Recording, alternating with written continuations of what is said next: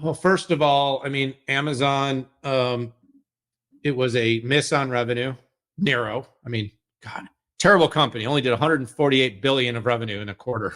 They were supposed to do 148.8, by the way. They beat on earnings, had a good earnings result. They beat on AWS. That was a good number because that was the number that, on Microsoft, everyone cared about. So you would have thought that might have kind of buoyed the company a little bit.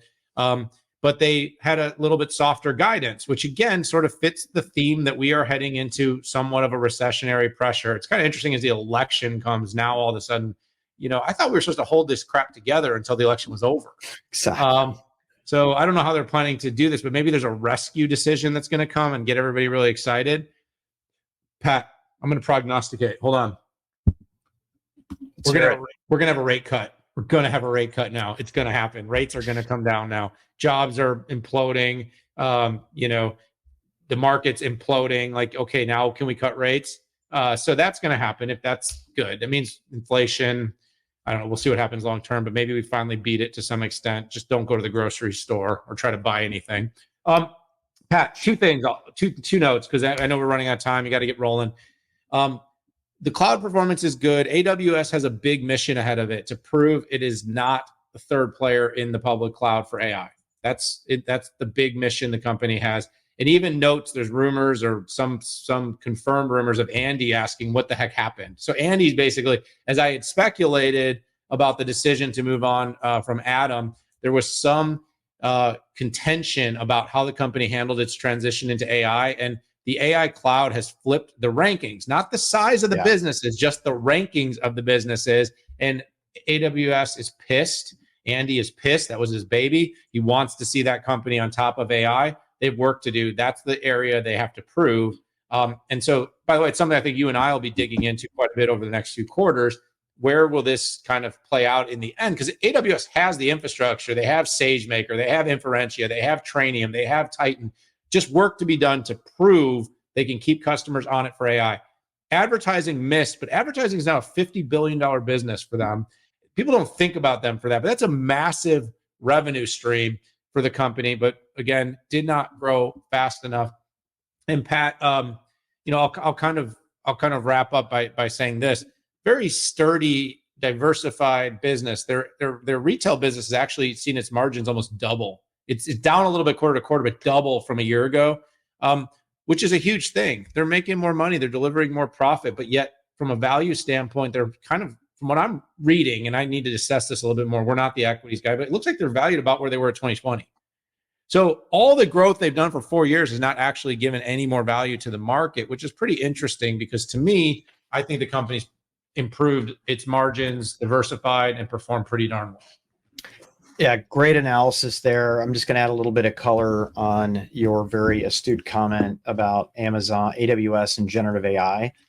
And there's a holistic way to look at that, meaning how, and I think a lot of people are comparing the company to Microsoft that has both enterprise and consumer capabilities. Where is generative AI making more money for Amazon.com?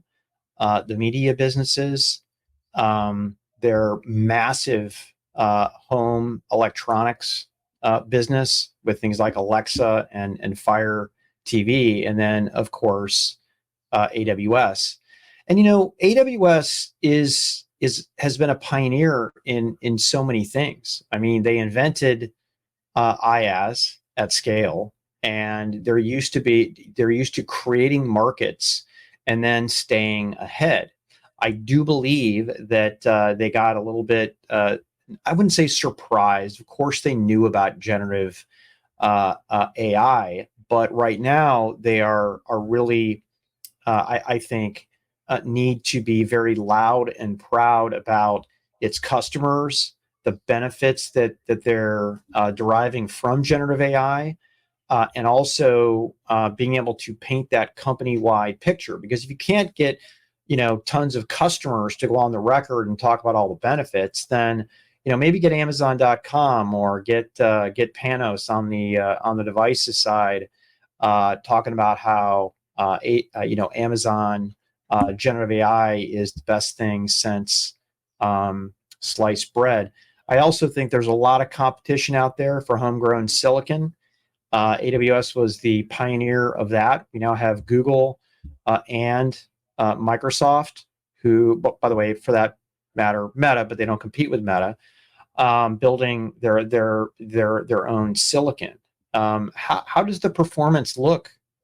We now have a competitive market, and I think measurements between, let's say Graviton and Maya would be interesting, or Tranium, Tranium and Maya. Sorry, I meant Cobalt and Graviton. But anyways, you guys get the picture. It's a different market, and I think that Amazon would serve itself well, and I do think they're motivated, and I do think they're energized to get that message out.